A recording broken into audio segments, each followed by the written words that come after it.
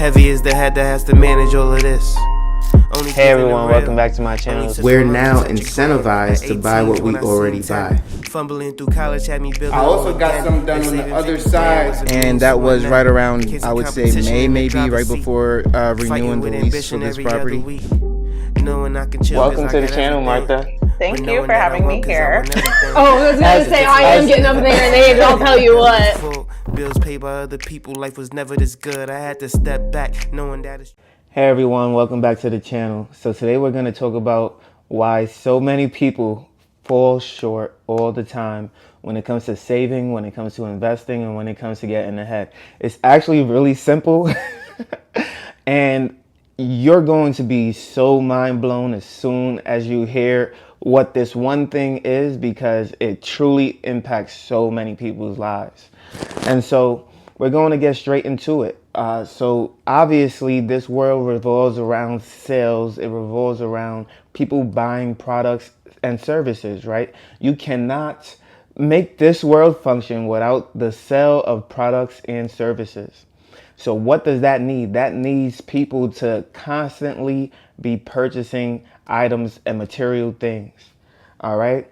And so we have all this advertising that sees us day after day. I believe the last time I saw an article, I believe it was like 2,000 pieces of advertising passes our eyes every single day. From the tag on your shirt, to the sign on a car, to the things that are littered on boxes of whatever, from cereal to notebooks to even the clothes that you put on your back, right?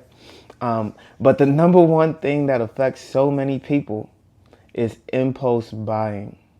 And it has gotten so much easier now with online shopping, the ability to simply put anything on your credit card. And I'll tell you that there are times where I didn't want to buy a certain item and I might have waited a month, 2 months, or even a year. But if I get online and the right time just hits me, I'll buy it right away. Why is that? Why wouldn't I buy that in person and feel that impact while touching and feeling it? But I'll buy it online and the impact feels so much less, right? Dave Ramsey said something to the effect of buying it online where you don't see that money leave your hands. It feels so much better for you than letting go of that same money that you work so hard for in person in cash. It's so much harder to get rid of cash than it is to swipe that credit card, because it doesn't trigger the same pain receptors in your brain, right? There's pain when you're letting go of physical money, but there's less pain when you're doing it online, right? And so have you ever known somebody that is going to say, you know what? I don't care what it costs. I'm going to do X, Y, and Z this month, or I'm going to buy this today, or I'm not going to wait because I'm excited. I don't have the money, but who cares, right? Like, have you ever been around somebody like that? Of course, we all have, right? We all have people just like that. People who don't mind being in debt, or don't mind not getting ahead, or not growing their net worth, or not being financially more stable than they were just a year ago, because they're more interested in how they feel in this moment, or how they will feel in that moment, than how they're going to survive for the rest of their lives, right? And so, you know, I follow one simple strategy. I don't spend more than I invest. Again, I do not spend more than I invest. At the start of every single year, I look at my investments, I look at what I'm spending, and I tell myself, okay, I'm going to invest this much at the beginning of the year, every single year. It's minimum $6,000, $7,000, $8,000 that is being invested immediately at the beginning of the year, because I know when people get their tax returns in February, the stock market is going to shoot right up, because there are some people who will invest more, and also throughout the course of the year is most likely going to be more gains than losses, especially in the portfolios and the stocks and the ETFs that I'm picking, right? And so if I'm going to spend $2,000 on a trip, I'm also going to spend $2,000 on myself in the stock market, investing in me. If I'm going to spend $8,000 on vacation, I'm going to spend $8,000 in investments as well. There's not a time where I'm going to say, let me spend all this money on fun and not improve my net worth and my financial well-being in the process.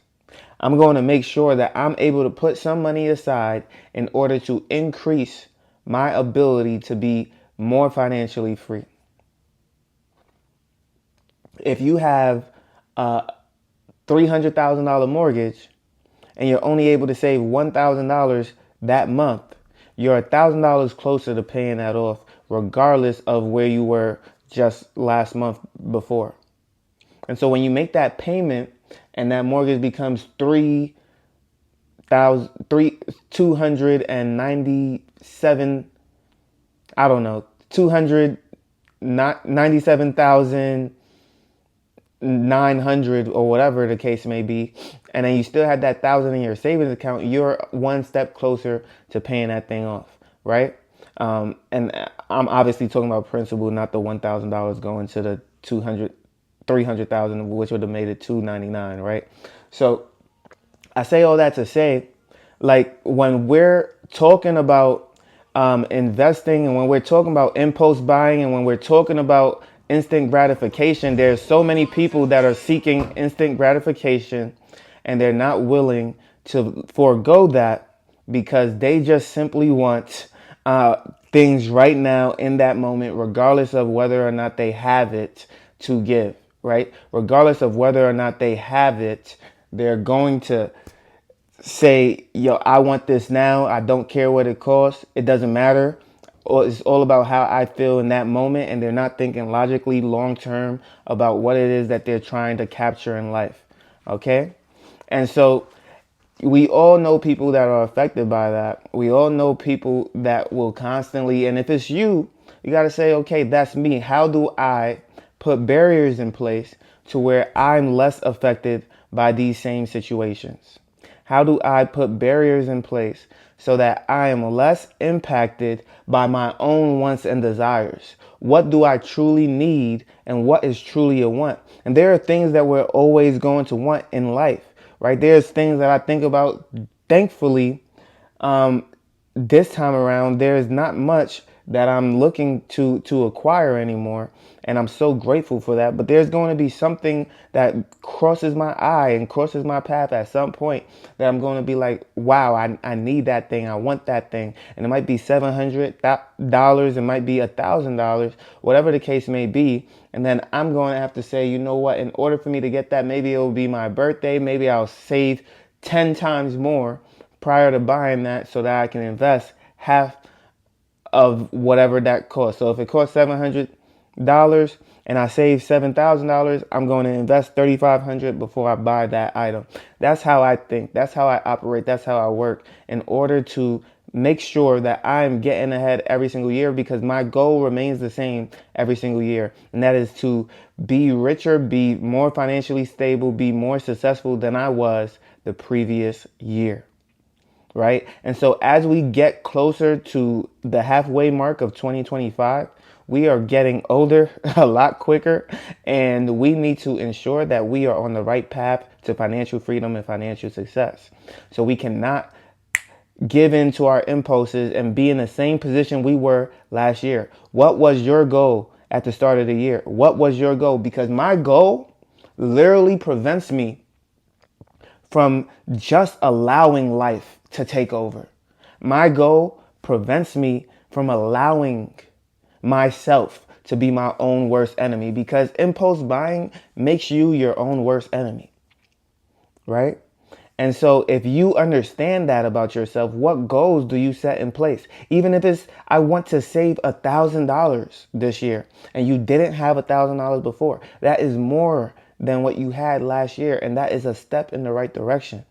You need to continuously work those habits, continuously say, I am worth more and I'm going to do more for myself. And it's not just about having fun and going on vacations because everybody else is doing it and everybody else is broke. No, I want to be financially stable in every aspect of my life, and I'm not going to wait until my responsibilities are so overwhelming before I go ahead and do that. Right? So if you like this video, make sure you leave a like, comment, and subscribe to the channel. You know I post as much as I can on YouTube, Rumble, and Spotify for podcasters, and I can't wait to see you on the next one.